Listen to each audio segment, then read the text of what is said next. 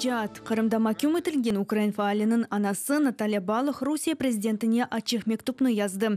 Метні Кырым оқу қорuyucu группасы ашкар етті.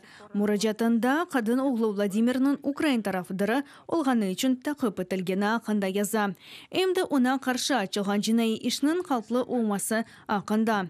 Қайдеткені кеби ишғал етілген ярымадада терроризм или куреш Маначығынын истеленмеген жемаат эрбапларының ақындан келелер. Наталья Путинге мектупке сөз еледі гілді ишіле жева бермегері жайты. Қатырлатан Владимир Балу Кырым ишғалінден сон азбарында Украин байрағыны асты. Ишғалжа кемиет фаалны тақып өтмеге башлады.